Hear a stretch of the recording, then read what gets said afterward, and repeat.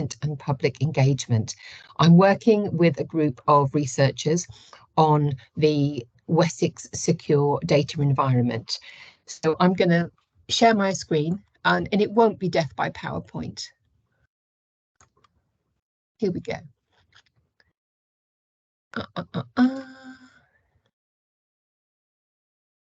Right, that's working. So I can't see you anymore, so I hope that you guys can see this.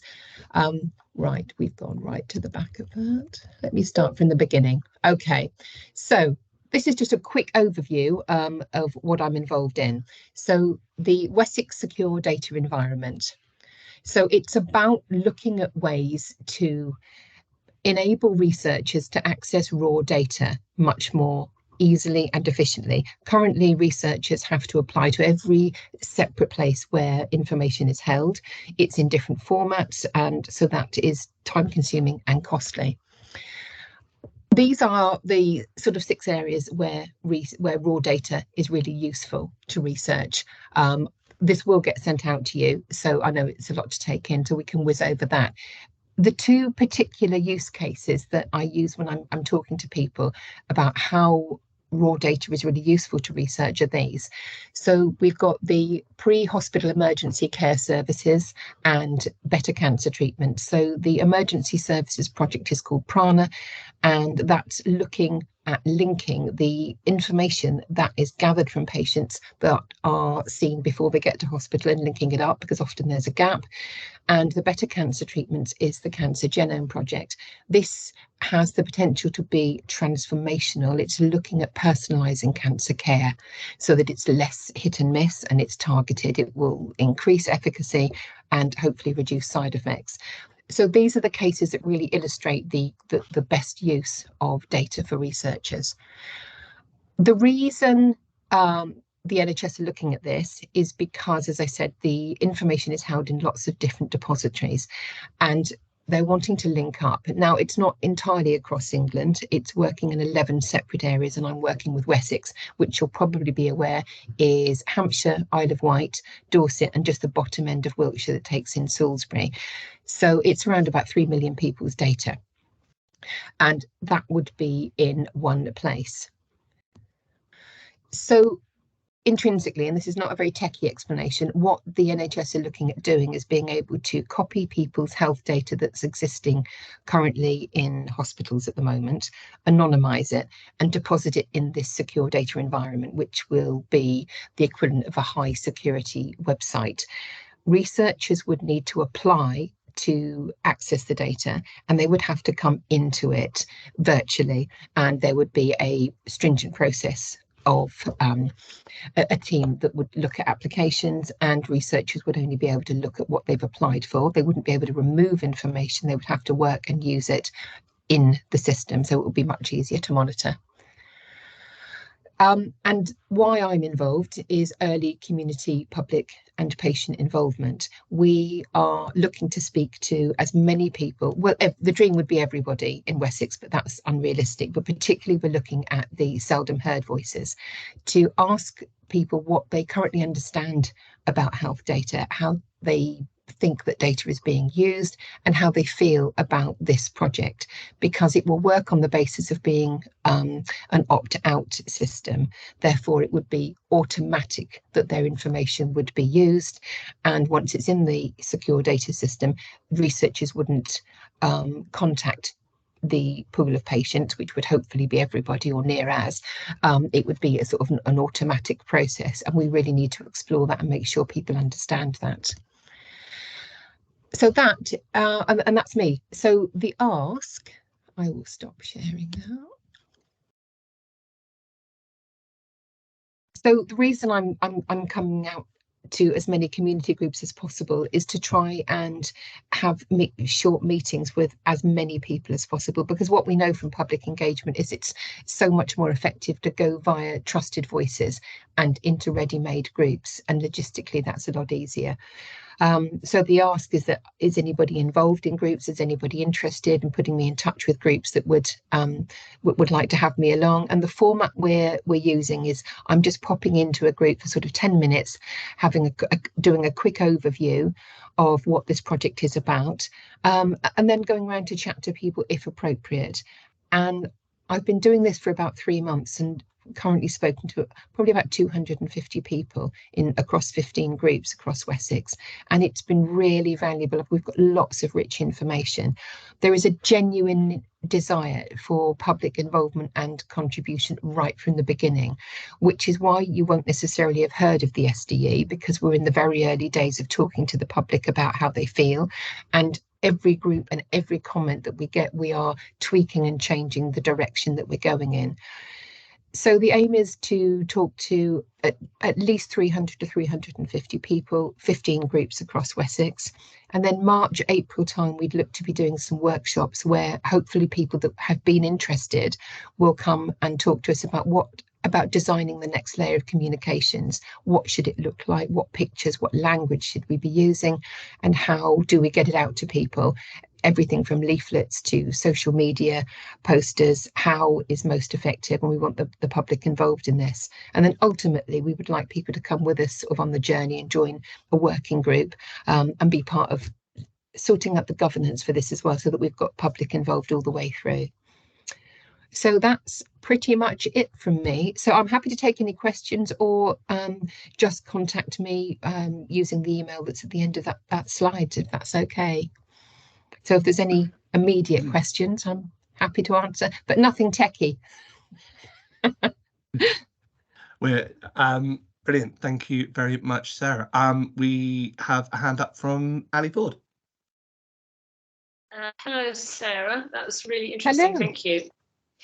I represent Read Easy, Southampton and Isle of Wight, and we provide one-to-one coaching for adults who struggle to read.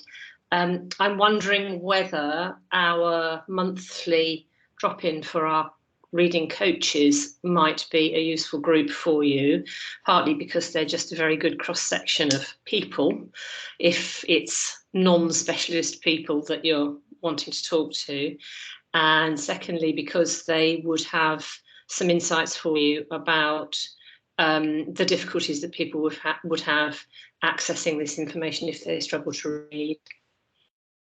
That would be fantastic, because we have produced an easy read document, and I would really like that to be reviewed and to look at how we reach everybody. That would be fantastic. So if you're happy to email me, then we'll sort something out. Thank you. Yeah, that would be great. And to be honest, I have a subtext there, because I'd really like to talk to you about how I get better access into UHS to reach people there as well. So maybe we can have a chat about that as well. Thank you. That would be a symbiotic relationship, Ali. Perfect. Thank you. Thank you. Cool. Thank you, Ali. Thank you, Sarah. Does anyone else have any sort of questions or kind of pieces of feedback or thought for Sarah?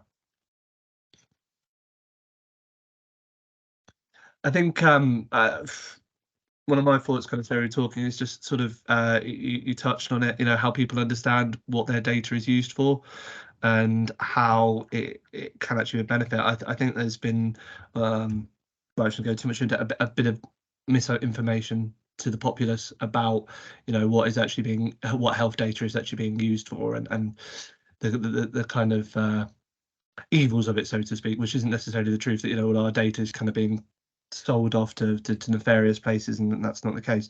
So I think this is a really great opportunity to get real public buy-in, and for people to feel much more empowered about when there are sort of questions about what sort of things are recorded about them when they go to the doctors. So I think we discussed lots of groups that we're involved with as well, so we can obviously have we can sort of firm up that and use our networks at SBS to get the message out for you as well, so we can do that. But yeah, I think it's a really important piece of work that you're doing. Fantastic. I mean, the dream is that when we come to launch in about December 25, that nobody will say, I haven't heard about this, because we know the difficulties of reaching people. And ideally, we'd like everybody to say, I had an opportunity to have a voice. It's fine if people don't want to, but we need to know what people's concerns are. And we're very aware with data and the IT side, there is so much mis and disinformation. And we need to know what people's fears are and how best that we allay that without trying to sell this because obviously the use of this is invaluable, but we need to be really measured, that we are realistic about what we're telling people, rather than just selling something that is fantastic, but we're aware that people's data has a high level of sensitivity to it. So For sure, for sure. and often when I talk to people about data, I can clearly see some people are just glazing over, like, please stop talking about it's not very exciting. So we've got to get a balance. But thank you for listening. I mean, what I would be really interested in is whether people understood from the little blurb I've done this morning, whether that gave you kind of a view of what this is about. It's really difficult because I've been doing this for so long, whether when I'm talking to completely sort of fresh faces, whether it makes sense what a secure data system is, because it's a bit of a nebulous topic. So any comments about, did it make sense? Did you have you got a feel for actually, yeah, I kind of get what this is, would be really useful. So any comments would be great. Thank you. Welcome. Cool. If anyone wants to feed anything back in the chat while we go, and as I always say, if you think of something afterwards and you just want to feed that back at a later point, we could do that and pass anything. So just remind me, did you have any sort of posters or anything about this, or any literature that can be sort of publicly displayed? I've got some flyers, but it's kind of the whole chicken and egg thing, because we want to get the public involved in designing stuff. We don't want to be putting a lot of stuff out. So we're kind of stuck in that early. But I have got just basic flyers, which is a little bit of blurb about what I'm trying to do with the public engagement. And I've got a basic document about what the SD is, but it's not exciting at all. So yeah, because we want the public to work with us about how we design something that is more eye-catching. So I've got basic but boring at the moment. It will get better. Basic but boring. Okay. Brilliant. Thank you. Thanks. Last call. Any other questions? Any sort of comments or anything? If not, we'll move on from there. Thank you very much, Sarah. Thank you for coming this morning and joining us. I will move on to our next speaker, Mr. Ian Anker. Hello. Thanks, hello, Joe. Ian. Good to see you again. Good to see you. Morning, everyone. Thank you for inviting me to this session today. So I'm here to tell you a bit about a project that I'm working on with my colleagues. So I'll just share my screen. Like Sarah, I hopefully will not have lots of PowerPoint slides. So it's more just to tell you about what we're doing on the project, and to hopefully get some thoughts from yourselves about your experiences. So if I just share this, can everyone see that okay? So basically, yeah, just to introduce myself then. So I'm Ian Anker, and I'm a senior consultant at Southampton Advisory. So we're a consultancy firm, and we are working on, amongst various other projects, this project, Improving Information and Advice. We're working we're delivering this project on behalf of Partners in Care and Health. So they're made up of local government association and directors of adult social services. So I'm just going to talk to you very briefly about what the project is and the different deliverables within it. And as I said, hopefully get some thoughts from yourselves on that. So if I go to the next slide here. Basically, yeah, as I said, there's 5 deliverables of this project. The aim of the project is really to sort of look at the information and advice offering that is available from local authorities, with a view to seeing how can that be used better to, frankly, avoid local authorities being swamped with more and more demand. Well, obviously, we all are aware in terms of what we hear in the media, they've got less and less money and so on. And there is a recognition that, with a good information and advice offering in place, that can help reduce some of those contacts and so on, in terms of signposting people to, answering questions that they might have, or signposting them, directing them to local resources that might help them, and so on. And so that's what this sort of project is aimed at, is looking at how we can come up with something that will help local authorities and the wider community then, in terms of obviously including community navigators and social prescribers and so on, and the wider sort of voluntary sector. So the 5 deliverables then, just sort of going around this wheel here, Firstly is development of a toolkit for local authorities and other publishers of community information and advice. So the idea is that, you know, anyone should be able to have a look at this toolkit, and it will contain various different tools and assessment checklists and so on, so that you can go through and you can answer those.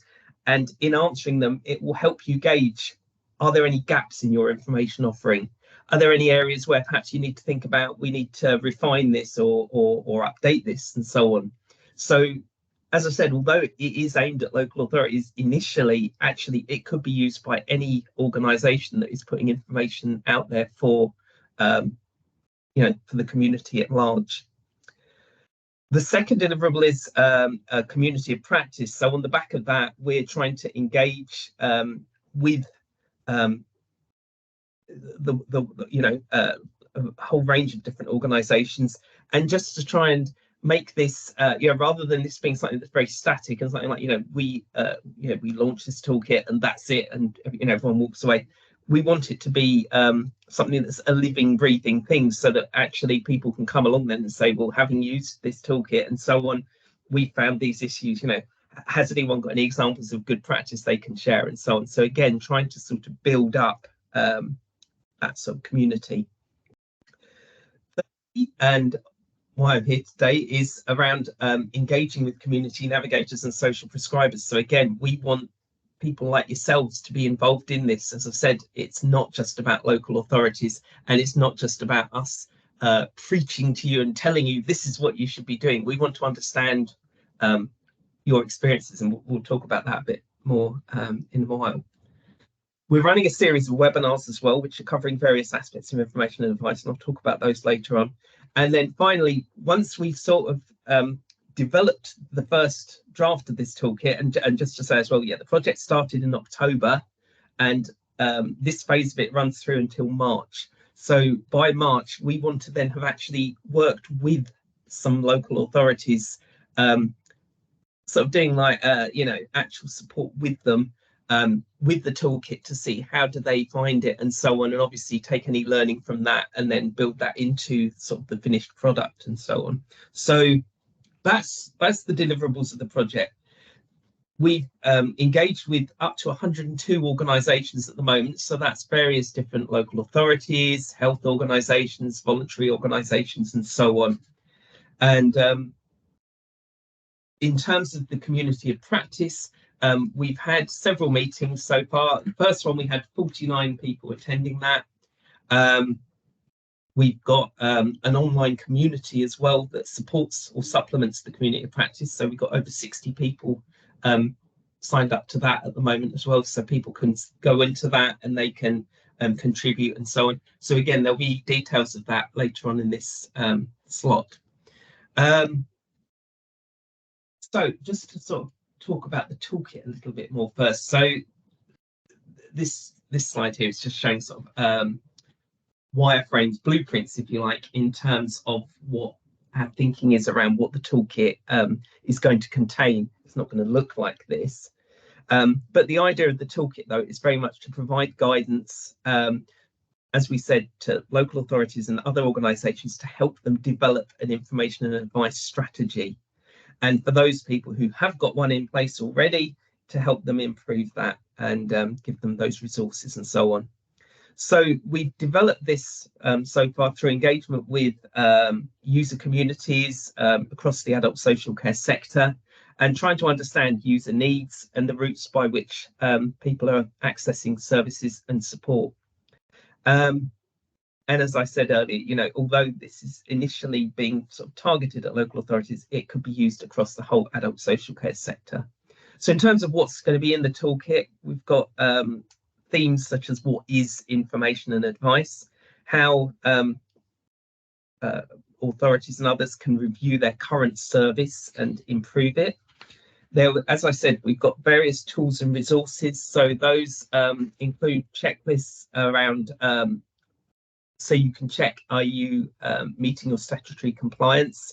So again, that's through a self-assessment tool. And as we said, also any existing resources that we're aware of that authorities could draw on and then adopt or adapt to suit their local areas.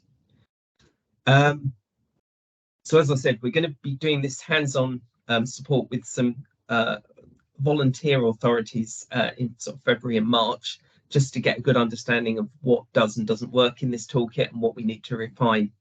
And once the toolkit is fully available, that's likely to be on the Local Government Association website. And as I said, there's no reason why the principles of it and the content of it can't be used outside of local authorities. So in terms of what we want to understand, if you just want to have a look at these points here, what we want to think about is and find out about is, what information and advice resources do you use yourselves? So it'd be really good to sort of find that out. And what's your experience of using your local authority's information and advice service? So I'm aware in Southampton you've got, I believe it's called SID. So how do you find that? Are there any obstacles that you come across when you're trying to access information and advice? And if so, have you had any thoughts yourselves about how those, how those obstacles can be removed? How can access be improved, and so on? And also, have you got any tools or resources that you've perhaps developed in-house, or that you're aware of that colleagues use locally, that you feel actually they would be really good if they were made available to a wider audience? So obviously, as Joe said before, we've got some time at the end if anyone's got any questions or thoughts on that. So we'll come back. So my final slide then really is just in terms of if you want to find out more. So we will make this slide deck available to you, so you can just click on the links and so on. But if you want to find out more about the project itself, there's information on the Partners in Care and Health website. As we said, we want to work with the wider community. So if you want to share any information with us, or you want to get involved further, if you contact us using that improvingIA@Socketham Advisory email address, that would be brilliant. There's the link there to the Community of Practice Knowledge Hub website. And finally, as I said before, we've got 3 webinars coming up. So actually, there's been 6 webinars altogether for this project. So in September and November, there were webinars on care costs and self-funding. There was a webinar on information advocacy and rights, and partnership working to promote community activities and support. So those are all available to see the recordings of by visiting that link on the PCH website. And the next webinars coming along. So in another couple of, I think it's next week, we're due to have a webinar on digital inclusion. And then in February, we've got one on care technology opportunities, so including tech, so technology enabled care. And the final webinar will look at co-production and improving adult social care information and advice, and that's in March. So if I just go back to that slide there, then has anyone got any thoughts in terms of their experiences? Thank you, Ian. Does anyone, thanks for putting the questions up on screen. If anyone's got any sort of questions or feedbacks for Ian, do you want to just pop your hand up and we can go from there?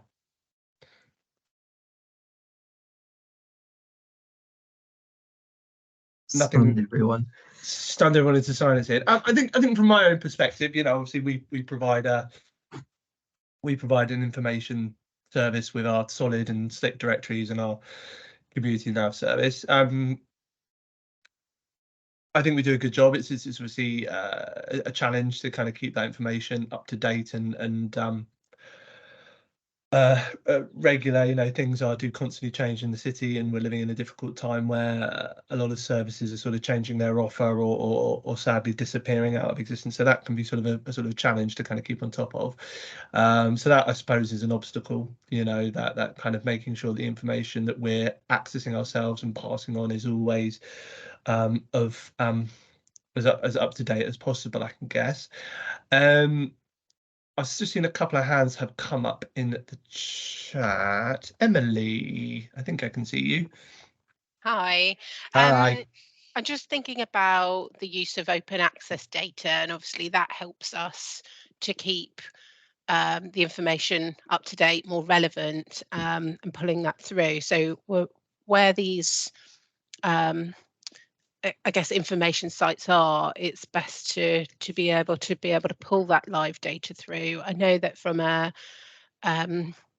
from a social prescribing point of view, open referrals, and I don't know if anybody actually uses open referrals, but really that's what it's based on, is trying to pull that live information from that original source to keep it up to date. So I think that that's for any new upcoming sort of tech that's put in, that's a really important element. I know that it's used on the Active Directory, that all uses open data to try and keep it very live, because we know as soon as we create a list, it's out of date immediately, isn't it?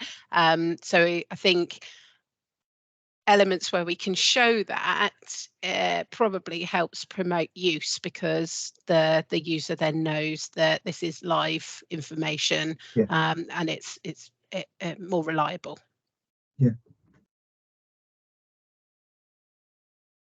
Thanks, Emily.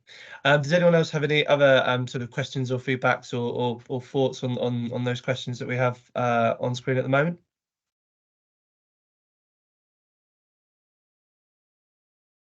Cool.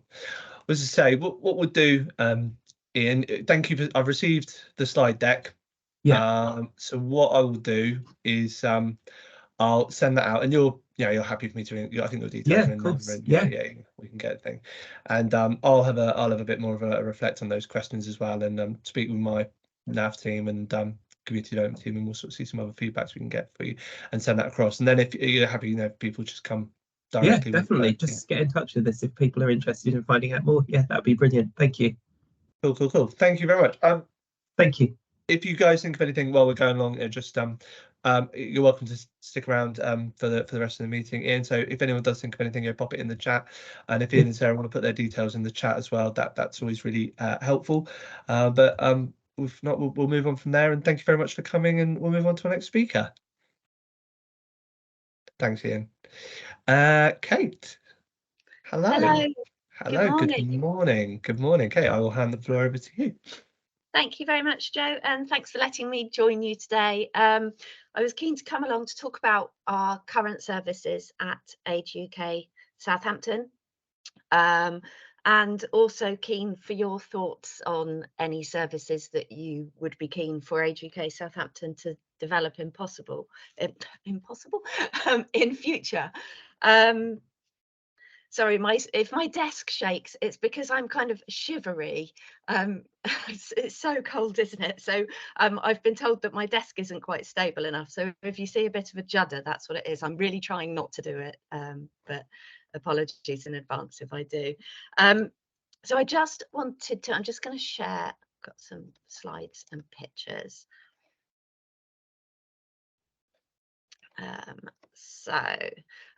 So at the moment, these are the services that we run in Southampton. So we have the Padwell Road Daycare Centre, which is run in partnership with SCIA as part of the Southampton Living Well programme. Referrals to that can be made through social services, and we also have private daycare places as well. And this is very small, but I'm just going to zoom it up. If you look at the box on the right hand side there, the light blue box. So at the day centre, there's a cooked lunch, lots of activities, lots going on, gentle seated exercise, outings and visits to museums and local places of interest, entertainers. We offer assisted bathing, and we are hoping to soon be able to set up a foot care service, because what we're hearing is that there is considerable demand for that. So that's the, sorry, I don't know what I did there. So that's the daycare centre. Our other services, information and advice, and so free quality accredited information and advice for older people, and also we give a lot of support to families and carers as well on a wide range of issues, and I'll come on to kind of set those out a bit. So we can help people to identify the problem, explain the choices available to people, help them to decide what they'd like to do, and then individual support, so advice and casework where needed. And a lot of our work is on telephone, but also email, face-to-face appointments at Padwell Road, which is just off the avenue. and also home visits where we're supporting people with benefit applications. I'm aware I can't see your faces, so if there is anything you want to say, or if I'm going too quickly or anything, you'll need to speak rather than wave. It's very disconcerting, isn't it, when you can't see people? In terms of our main inquiry areas, so a lot of our work is around benefits and money advice, so particularly income maximisation, checking that people are getting the benefits that they're entitled to, particularly attendance allowance, which is extra money for people living with illness or disability, and pension credit, which is hugely underclaimed. They think that 1 million older households across the country are missing out on this. People aren't automatically told that they're entitled to it. It's something that people have to apply for, and we call it the golden ticket, because if somebody is eligible for pension credit and then claims it, they're also entitled to other benefits, so things like help with NHS costs, free TV licence, water bill discount, potentially housing benefit, council tax reduction. So it's a really fantastic benefit. We're really keen to increase the take up of pension credit, to make sure people are claiming that.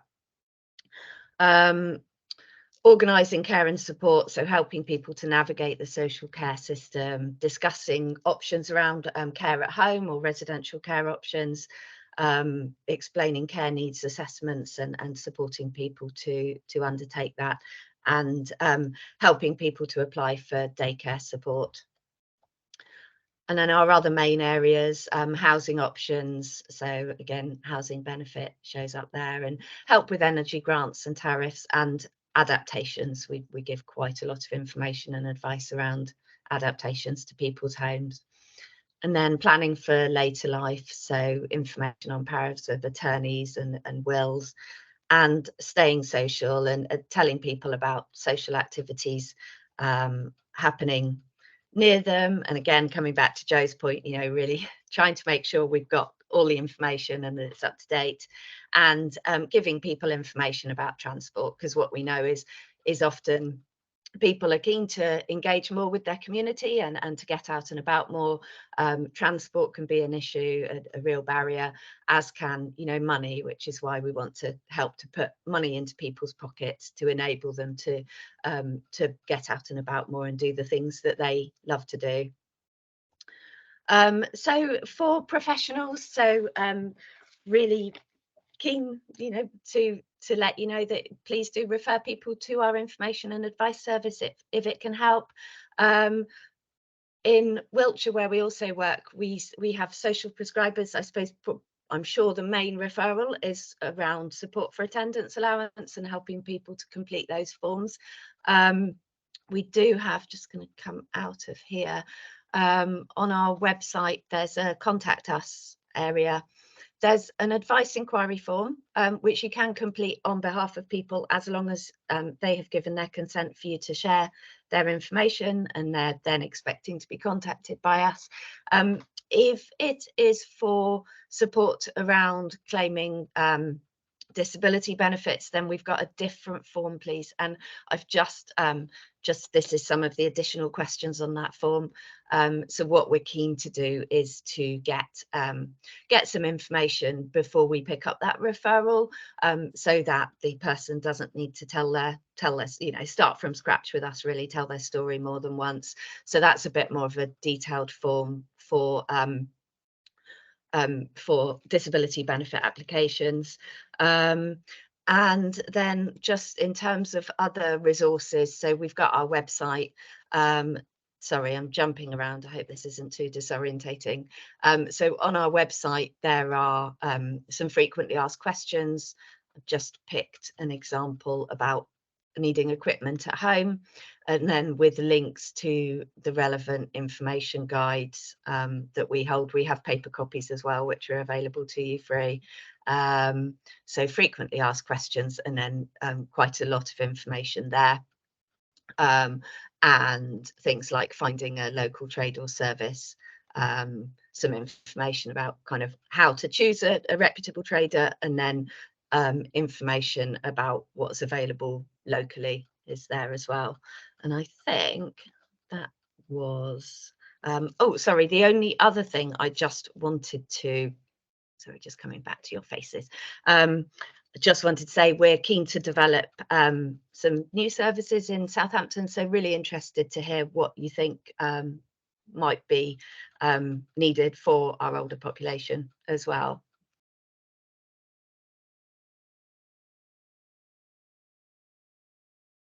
Fantastic.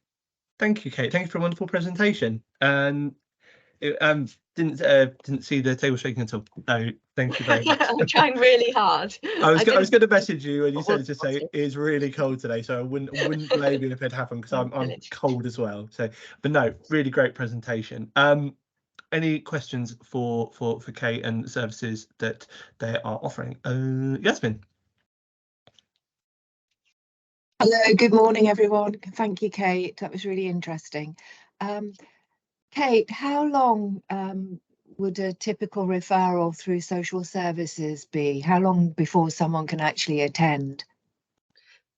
For which For the service? Padwell Road, or any of the centres? I believe quickly, but what I'd like to do, rather than be unsure, can I get back to you on that, and I can send that round to everybody if that's easier. I'll speak to the manager at our daycare centre and check. Thank you. From the point of referral to social services, when can somebody then be expecting?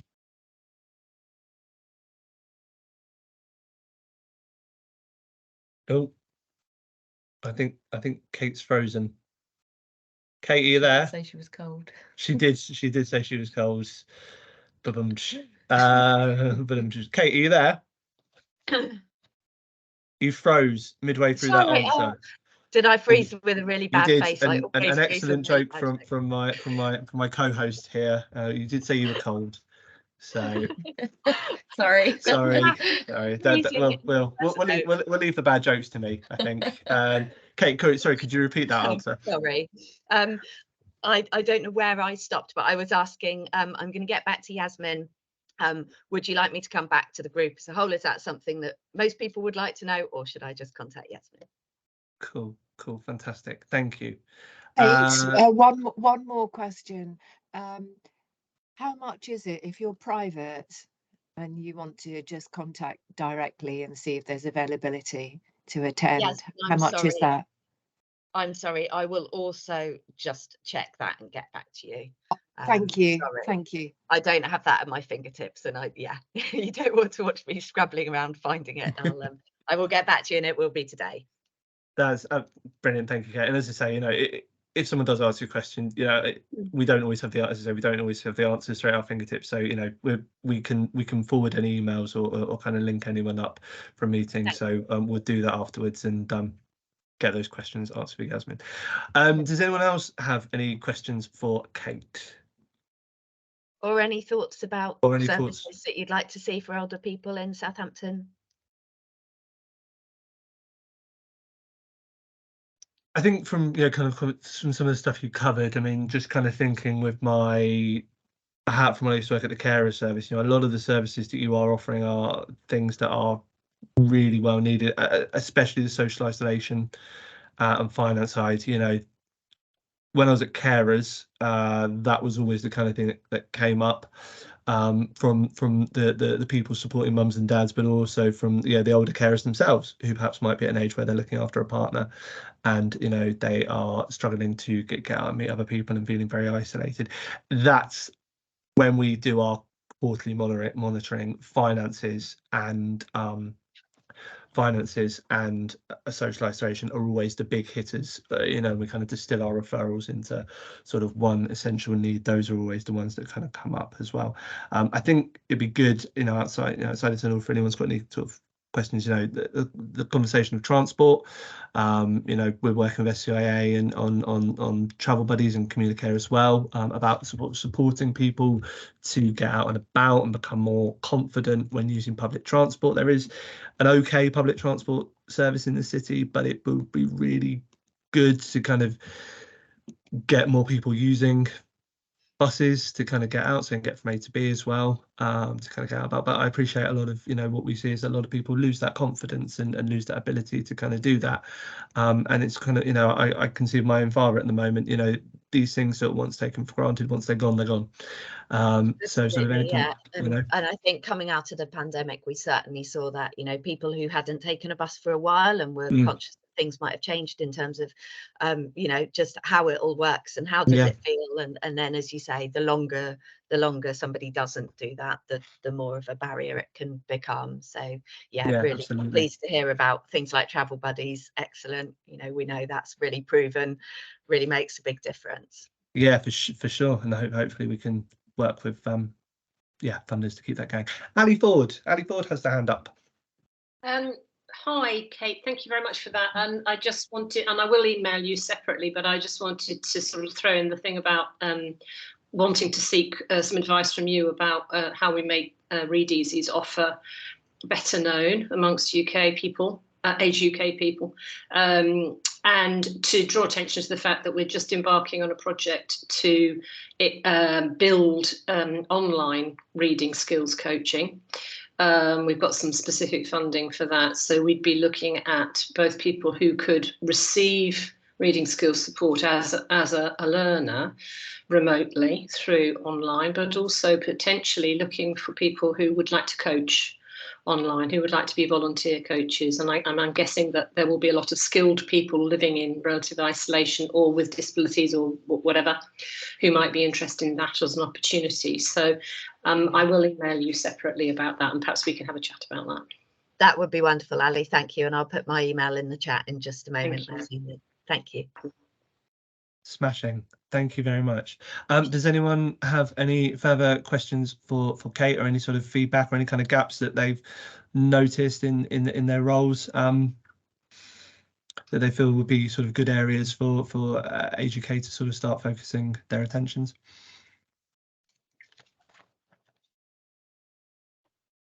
Okay, cool. Okay, well, as I say, you know, if anyone thinks of anything, you know, please do send it over. And Kate, yeah, if you pop your email in the chat, I'm sure you will get lots of responses coming through, and people keen to link with you and find out about this sort of fantastic work that you guys are doing. Great to have you on board. Thank you very much for presenting. Thank you very much. Very welcome. Have a lovely morning. Right, what we'll do from there, I think we'll have a short 5-minute break, and no worries, Nicola, that's fine. I hope you've enjoyed the session. I'll see you soon. We'll have a sort of 5-minute break, go and grab a cup of tea, go and go to the toilet or whatever, and we'll come back sort of just after 5 to 11, and we'll do some networking and bring some updates and sort of bits of work that's going on, and we'll go from there. I just want to say thank you to all our speakers. Thank you to Sarah, thank you to Kate, thank you to Ian for really informative presentations. I will be forwarding all of those on, so if Kate and Sarah could send those over to me, and I'll forward those out. Lovely stuff, smashing, and that will come out in the next couple of days. And if you're happy to, I'll put your details on that email that goes out as well. But hopefully I'll see you guys in sort of next 5 or so minutes. And yeah, thank you very much once again. I'm going to stop recording. Cool. Right. Stop.